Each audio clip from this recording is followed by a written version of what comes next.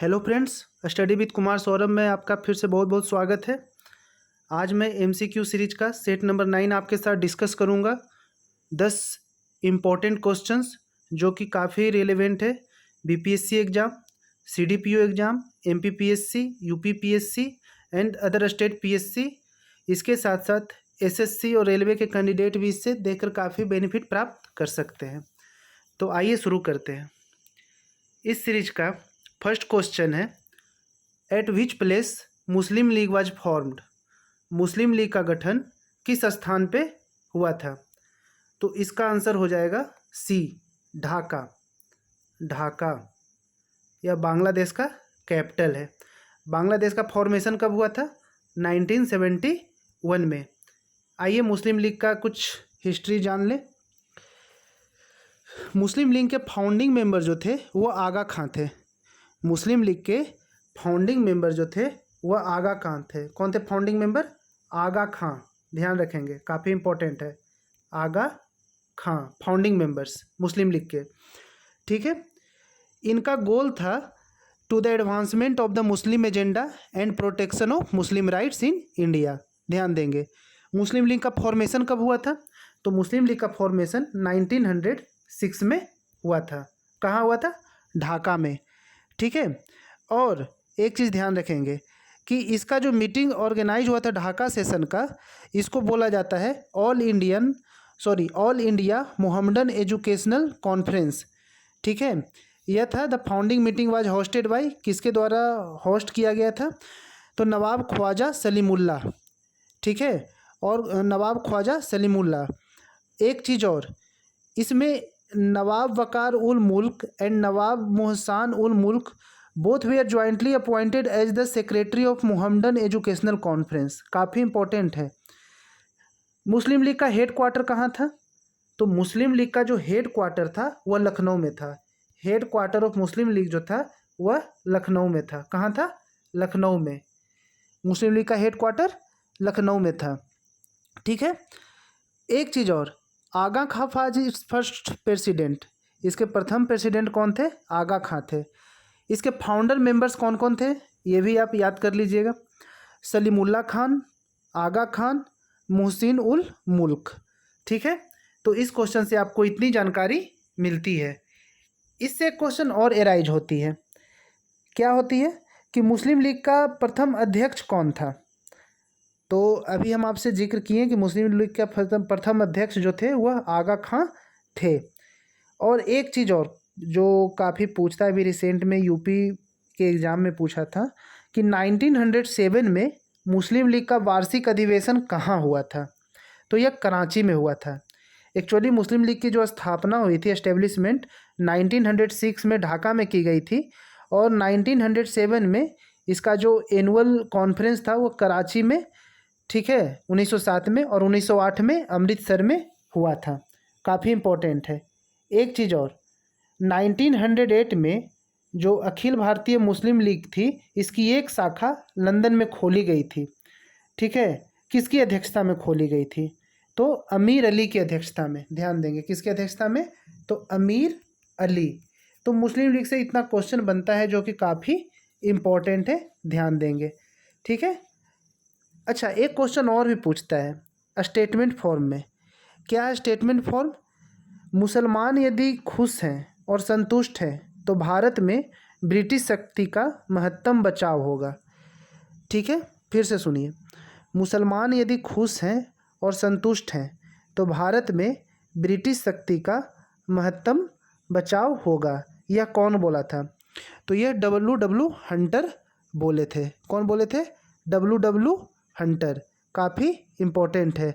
ठीक है, W Hunter जो थे उन्होंने अपनी बुक द इंडियन मुसलमान लिखा था।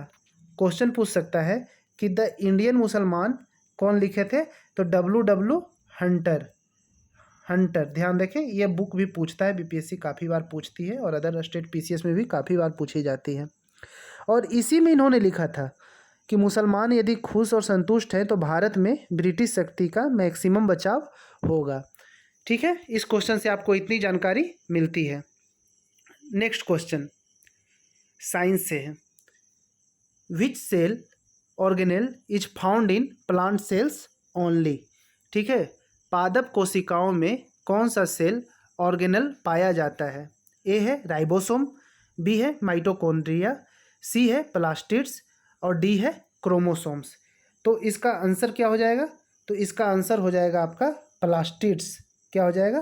प्लास्टिड्स। सी नंबर ऑप्शन हो जाएगा। आइए कुछ और फैक्ट जानते हैं। एक्चुअली जो राइबोसोम होता है, राइबोसोम, ठीक है, माइटोकॉन्ड्रिया और क्रोमोसोम्स, ठीक है, ये प्लांट और एनिमल दोनों में पाया जाता है। प्लांट सेल और एनिमल सेल दोनों में पाया जाता है। कौन कौन? तो राइबोसोम्स, माइटोकॉन्ड्रिया और क्रोमोसोम्स। प्लास्टिड्स, प्लास्टिड्स जो है ये सिर्फ प्लांट सेल में पाया जाता है। ठीक है, प्लास्टिड्स किस में पाया जाता है? ओनली प्लांट सेल में। ये जो प्लास्टिड्स होता है, प्लास्टिड्स, इसके 3 पार्ट होते हैं। कौन कौन पार्ट होते हैं? फर्स्ट पार्ट को बोला जाता है क्लोरोप्लास्ट। फर्स्ट पार्ट को बोला जाता है क्लोरोप्लास्ट। सेकेंड पार्ट को बोला जाता है लीकोप्लास्ट और थर्ड पार्ट को बोला जाता है क्रोमोप्लास्ट। कौन कौन सा हो गया? Chloroplast, leucoplast, chromoplast. जो क्लोरोप्लास्ट है यह ग्रीन कलर के लिए रिस्पॉन्सिबल है। जो लीकोप्लास्ट है, सेकेंड वाला लीकोप्लास्ट, यह कलरलेस है, यू कैन से वाइट। और जो क्रोमोप्लास्ट है यह डिफरेंट कलर के लिए रिस्पॉन्सिबल है। Kitchen of the plant cell, kitchen of the plant cell किसको बोलते हैं? तो क्लोरोप्लास्ट को बोलते हैं। Kitchen of the plant cell chloroplast को बोलते हैं, ध्यान देंगे। Kitchen of the plant cell, ठीक है।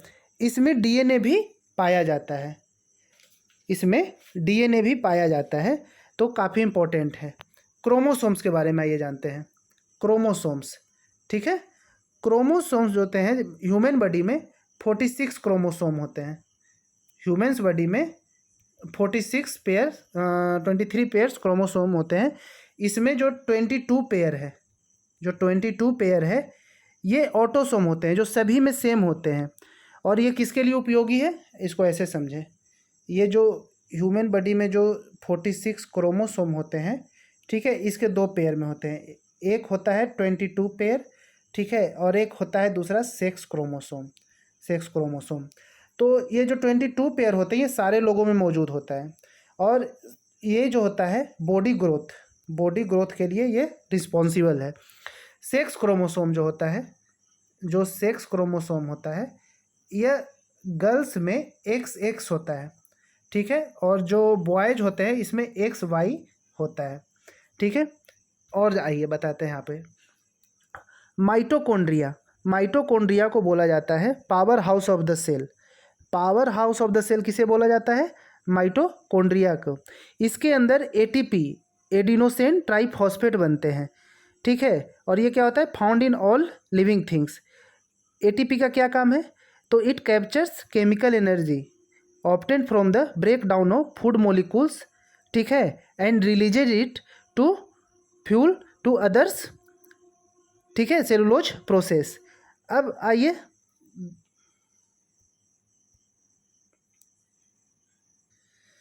क्या करता है? Releases it fuel others cellular processes. अब आइए माइटोकॉन्ड्रिया के बारे में एक चीज़ और जानते हैं कि इसे बोला जाता है energy currency of the cell भी कहा जाता है, और इसको respiratory site of the cell भी कहा जाता है। राइबोसोम, राइबोसोम जो होते हैं वह RNA के बने होते हैं और प्रोटीन फॉर्मेशन में मदद करते हैं। जो राइबोसोम होते हैं वह RNA के बने होते हैं। राइबोसोम RNA से बने होते हैं और किस चीज़ में मदद करते हैं? तो प्रोटीन फॉर्मेशन में मदद करते हैं। इसे प्रोटीन फैक्ट्री ऑफ सेल भी कहा जाता है। तो इस क्वेश्चन से आपको इतनी जानकारी मिलती है। Next, which of the following categories of citizens of the prescribed as may be registered as a voter. निम्न में से किस श्रेणी के नागरिकों को निर्धारित आयु के मतदाता के रूप में पंजीकृत किया जा सकता है? मेंटली अनसाउंड, बिल्कुल गलत है, इसे नहीं किया जा सकता है। दूसरा है बैंकरप्ट, नहीं किया जा सकता है इसको। नॉन रेसिडेंट सिटीजन्स, इसको किया जा सकता है। कॉन्विक्टेड फॉर सर्टेन क्राइम्स, नहीं, इसे भी नहीं किया जा सकता है। तो इसका आंसर हो जाएगा C, a non resident citizen. अनिवासी नागरिक को किया जा सकता है। तो इसका आंसर हो जाएगा आपका सी, काफ़ी इंपॉर्टेंट है। नेक्स्ट है the Barra dacoity was the first major venture of the revolutionary territories of the freedom movement in. स्वतंत्रता आंदोलन के क्रांतिकारी आतंकवादियों का प्रथम साहसिक कार्य बर्रा डकैती कांड निम्न में से किस स्थान पे हुआ था? East Bengal, Punjab, north west Andhra Pradesh और द मद्रास प्रेसिडेंसी। तो इसका आंसर होगा ईस्ट बंगाल, ए। क्या था ये और ये कब हुआ था? जो ये बर्रा डकैती कांड हुआ था यह 1908 में हुआ था, 1908 में हुआ था। ठीक है, यह पूर्वी बंगाल में अवस्थित था। बर्रा डकैती करने वाले जो क्रांतिकारियों के समूह को कौन नेतृत्व प्रदान किया था? तो पुलीन बिहारी दास, पुलीन बिहारी दास ने इनको लीड किया था। ध्यान देंगे, एक्चुअली क्या हुआ था कि बर्रा डकैती कांड में जो पुलीन बिहारी दास थे उन्होंने एक नेशनल स्कूल कंस्ट्रक्ट किया ढाका में, और इनका ऑब्जेक्टिव क्या था? इनका ऑब्जेक्टिव था रिवॉल्यूशनरी आर्मी को डेवलप करना। और यह और प्लान क्या किए थे? जो बर्रा डकैती था वह कहाँ पे हुआ था? बर्रा डकैती जो था पूर्वी बंगाल में हुआ था। हाँ, ध्यान देंगे, पूर्वी बंगाल में, और in the district of Dhaka. उस समय ढाका में था ये। तो इस क्वेश्चन से आपको इतनी जानकारी मिलती है। Next, which schedule of the Indian constitution contains a special provision for the administration and control of scheduled area in several states. भारतीय संविधान के किस अनुसूची में कई राज्यों में अनुसूचित क्षेत्र के प्रशासन एवं नियंत्रण की बात कही गई है? तो इसका आंसर क्या होगा? हम आपको पहले भी बता चुके हैं, पहले वाले वीडियो में भी आप देख सकते हैं कि और जब ओरिजिनल कॉन्स्टिट्यूशन फॉर्म हुआ था तो उस समय 8 शेड्यूल्स था। अभी करेंट में कितना शेड्यूल्स है? 12 शेड्यूल्स है। ठीक है, तो पहले आपसे शेड्यूल डिस्कस कर ले। फर्स्ट शेड्यूल क्या बोलता है हमारा? फर्स्ट शेड्यूल बोलता है यह बताता है name of states and UTs, states के बारे में और यूटी के बारे में बात करता है, और टेरिटोरियल जुडिक्शन ऑफ स्टेट्स की भी बात यह करता है। सेकेंड में यह क्या बात करता है? तो सेकेंड में यह पेमेंट की बात करता है, अलाउंसेस की बात करता है, प्रिविलेज की बात करता है। और इसमें कौन कौन से शामिल हैं? तो इसमें प्रेसिडेंट ऑफ इंडिया शामिल हैं, गवर्नर्स शामिल हैं, speakers of Lok Sabha and deputy speakers of Lok Sabha, chairman of Rajya Sabha and deputy chairman of Rajya Sabha, speaker and deputy speaker of legislative assembly of Indian states भी इसमें शामिल है, chairman and deputy chairman of legislative council of the Indian states भी इसमें शामिल है, supreme court के जजेज भी इसमें शामिल है, हाई कोर्ट के भी जजेज भी इसमें कवर होते हैं, और CAG controller and auditor general second schedule में जिनकी पेमेंट की बात होती है। थर्ड शेड्यूल क्या है? तो थर्ड शेड्यूल जो है वो ओथ से रिलेटेड है। थर्ड शेड्यूल जो है ओथ से रिलेटेड है। आइए डिटेल में आपको बताते हैं किसका ओथ है। Union ministers of India, parliament election candidates, members of parliaments MPs, supreme court जजेज, controller and auditor generals, state ministers, state legislature election candidates, state legislature members और हाई कोर्ट जजेज। फोर्थ शेड्यूल जो है वह राज्यसभा के बारे में बात करता है। क्या बोलता है? It contains the provision in relation to the allocation of seats in the state and UTs in the Rajya Sabha. Fifth schedule जो बात करता है, ध्यान देंगे क्वेश्चंस के रिलेवेंट है इसलिए मैं बता रहा हूँ। जो फिफ्थ शेड्यूल है वो administration and control of schedule area and schedule tribes, administration and controls. और जो सिक्स्थ शेड्यूल है यह भी सेम बात करता है, एडमिनिस्ट्रेशन एंड कंट्रोल्स। ठीक है, लेकिन इसमें अंतर है। ये जो बात करता है ये 4 स्टेट की बात करता है सिक्स्थ शेड्यूल। ध्यान देंगे कौन कौन सा स्टेट है? MMAT, मिजोरम, मेघालय, असम और त्रिपुरा। ठीक है, ध्यान देंगे। Sixth schedule. सेवेंथ शेड्यूल जो है 3 लिस्ट की बात करता है। कौन कौन सा लिस्ट है? यह है union list, concurrent list, state list. Union list में यूनियन गवर्नमेंट, सेंट्रल गवर्नमेंट कानून बनाती है। कंकरेंट लिस्ट में दोनों गवर्नमेंट स्टेट और जो सेंट्रल गवर्नमेंट दोनों कानून बनाती है, और स्टेट लिस्ट में स्टेट गवर्नमेंट कानून बनाती है। कंकरेंट लिस्ट में यदि कोई ऐसी इमरजेंसी सिचुएशन उत्पन्न हो जाती है तो सेंट्रल गवर्नमेंट का बनाया कानून जो है सुपरसीड कर देगा स्टेट गवर्नमेंट को। कंकरेंट लिस्ट ऑस्ट्रेलिया से लिया गया है। समवर्ती सूची कहाँ से लिया गया है? ऑस्ट्रेलिया से। ध्यान देंगे। 8th शेड्यूल जो है 22 भाषा के बारे में जिक्र करता है। 8th शेड्यूल जो है 8 लैंग्वेज के बारे में। लैंग्वेज कौन कौन सा लैंग्वेज है ध्यान देंगे। असमीज, बंगाली, बोडो, डोगरी, गुजराती, हिंदी, कन्नड़, कश्मीरी, कोंकणी, मैथिली, मलयालम, मणिपुरी, मराठी, नेपाली, उड़िया, पंजाबी, संस्कृत, संथाली, सिंधी, तमिल, तेलुगु और उर्दू। Total 22 languages. जो 9th शेड्यूल है, 9th शेड्यूल बात करती है, किस चीज़ की बात करती है? तो एबोलिशन ऑफ जमींदारी सिस्टम। किस चीज़ की बात करती है? Abolition of zamindari system. यहाँ दो चीज़ की बात होती है 9th शेड्यूल में। एक तो ये बात करती है फॉर्मेशन, ये बात करती है लैंड रिफॉर्म्स की। किस चीज़ की बात करती है?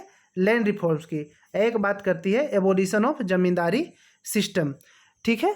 ये कब आया था? तो first amendment act 1951, first constitutional amendment act 1951 में आया था ये 9th शेड्यूल।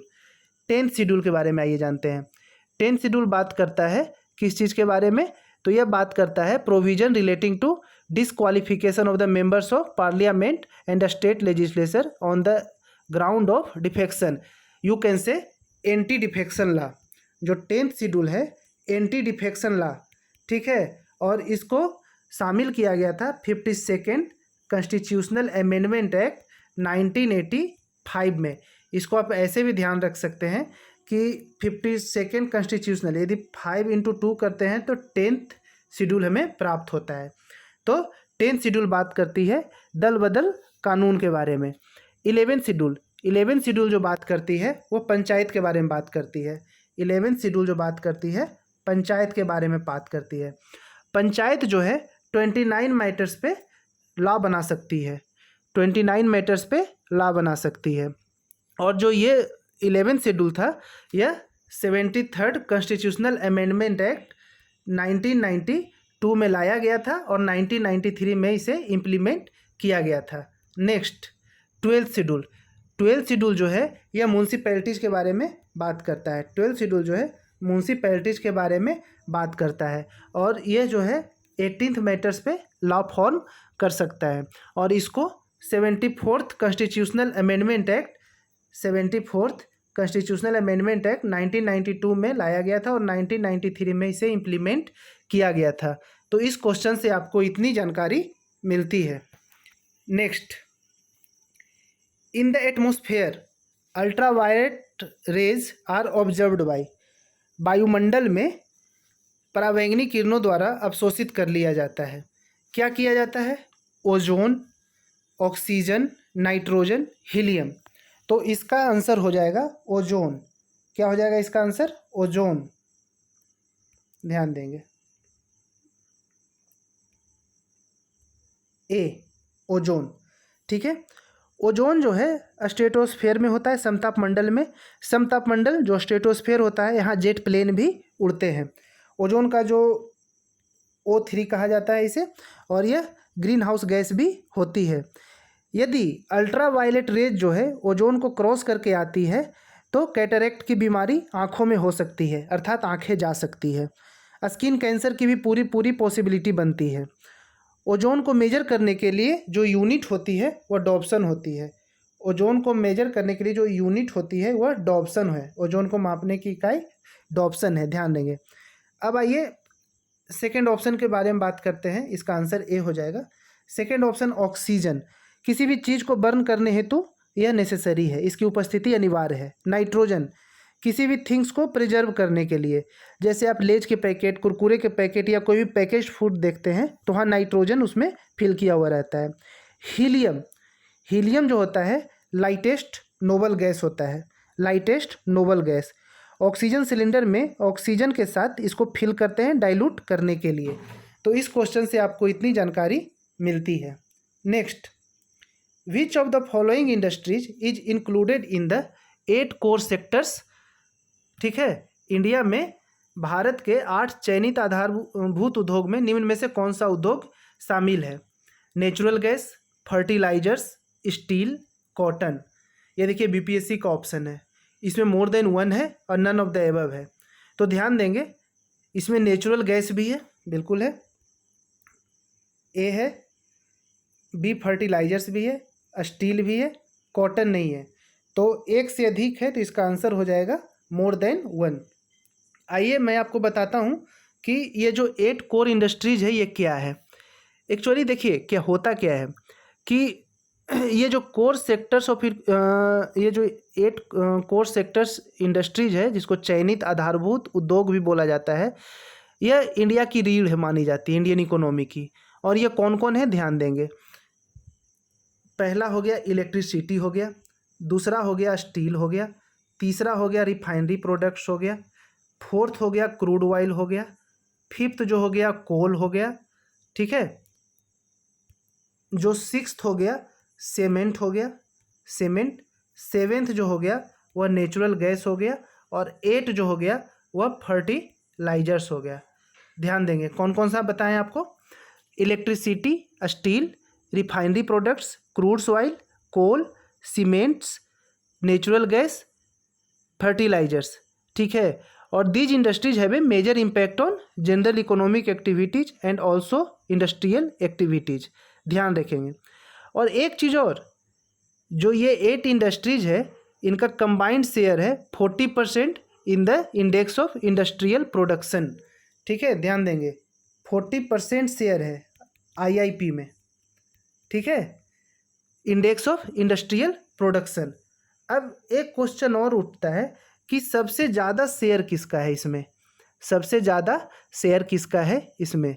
तो इसमें सबसे ज़्यादा शेयर है रिफाइनरी प्रोडक्ट का, रिफाइनरी प्रोडक्ट का सबसे ज़्यादा शेयर है। कितना शेयर है? 28.04। ठीक है, सबसे ज़्यादा किसका है? रिफाइनरी प्रोडक्ट का। दूसरे नंबर पे कौन है? दूसरे नंबर पे आपका इलेक्ट्रिसिटी है। इलेक्ट्रिसिटी का जो है वह 19.85 है, 19.85। और थर्ड नंबर पे कौन सा है? तो थर्ड नंबर पे स्टील है, स्टील, इसका है 17.92। ध्यान देंगे। सबसे कम किसका है? सबसे कम फर्टिलाइजर्स का है 2.63। तो ये काफ़ी इंपॉर्टेंट है, ध्यान देंगे। ठीक है, next question.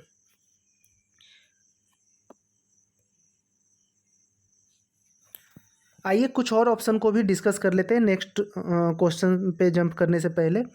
Fertilisers, grey revolution जो है फर्टिलाइजर से रिलेटेड है। फर्टिलाइजर से रिलेटेड जो है वह ग्रे रिवॉल्यूशन है। फर्टिलाइजर से ग्रे रिवॉल्यूशन रिलेटेड है। ठीक है, स्टील, स्टील में क्या क्या होता है? तो स्टील में होता है Fe plus Na plus carbon plus chromium, यह स्टील में होता है। Cotton, silver fibre revolution, silver fibre revolution जो है कॉटन से रिलेटेड है। नेचुरल गैस, नेचुरल गैस में सबसे ज़्यादा CH4 अर्थात मेथेन होता है। नेचुरल गैस कहाँ से एक्सट्रैक्ट किया जाता है? तो सेडिमेंट्री रॉक से एक्सट्रैक्ट किया जाता है, सेडिमेंट्री रॉक्स। क्रूड ऑयल क्या होता है? क्रूड ऑयल जिससे हम डीजल, पेट्रोल, केरोसिन निकालते हैं क्रूड ऑयल से। और किस मेथड से निकालते हैं? तो fractional distillation method, fractional distillation method. ध्यान देंगे, काफ़ी इंपॉर्टेंट है। कोल, कोल भी सेडिमेंट्री रॉक से एक्सट्रैक्ट किया जाता है अर्थात अवसादी चट्टान। सबसे अच्छी वेराइटी एंथ्रासाइट होती है।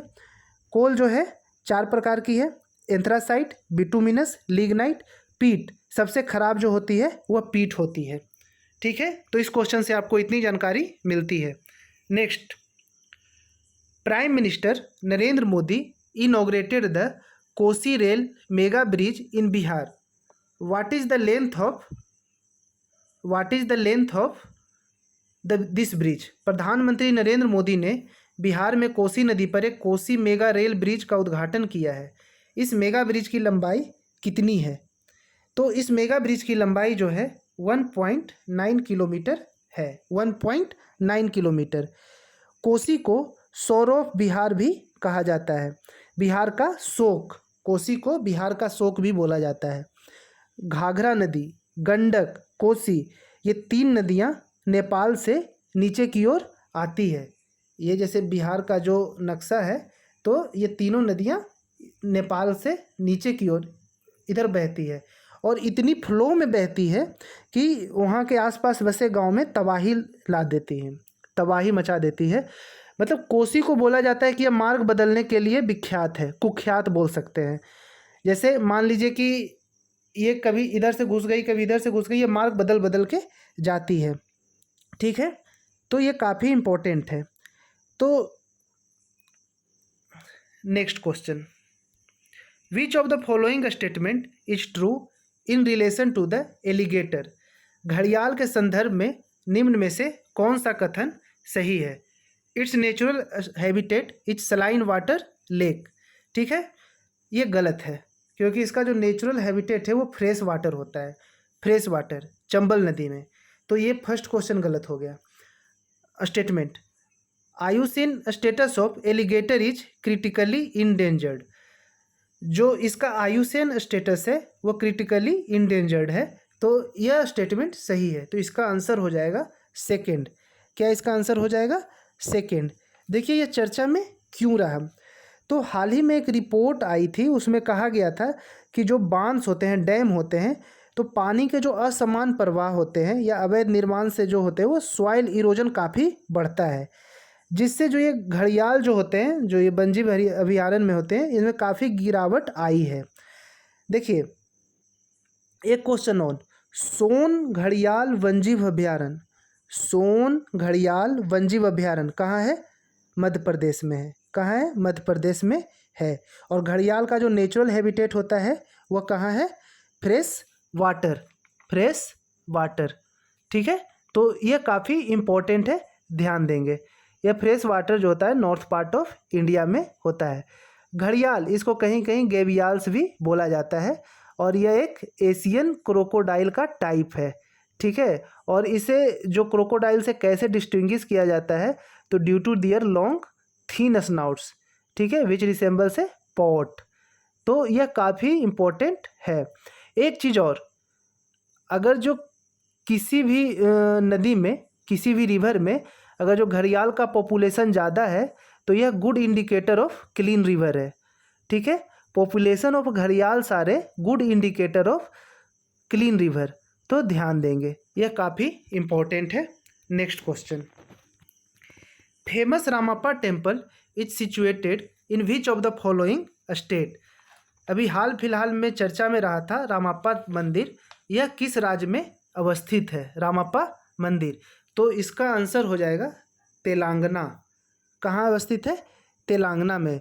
यह 13th सेंचुरी का है, 13th सेंचुरी का है यह टेम्पल, रामाप्पा टेम्पल पालमपेट तेलंगाना में है। और इसको अभी अभी वर्ल्ड हेरिटेज साइट में इसका नामकरण किया गया है और यह भारत का 39th वर्ल्ड हेरिटेज साइट होगा, ध्यान देंगे, काफ़ी इम्पोर्टेंट है ये।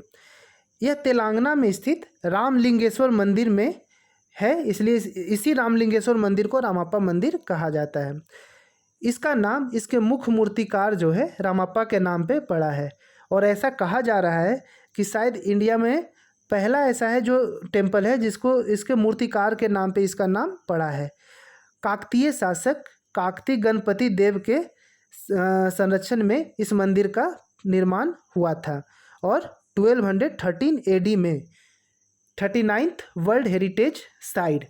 तो इस क्वेश्चन से आपको इतनी जानकारी मिलती है। तो फ्रेंड्स, आज का वीडियो आपको कैसा लगा इसके बारे में आप कमेंट्स करें, लाइक करें, यदि अच्छी लगती है तो सब्सक्राइब भी करें और लोगों तक पहुंचाएं जिन लोगों तक पहुंच अभी भी नहीं हुए। हालांकि ये कहना गलत होगा कि अब तो सारे लोगों के पास पहुंच हो गई है, लेकिन जो ज़रूरतमंद लोग हैं उन्हें बताएं, ठीक है। Thanks, have a nice day.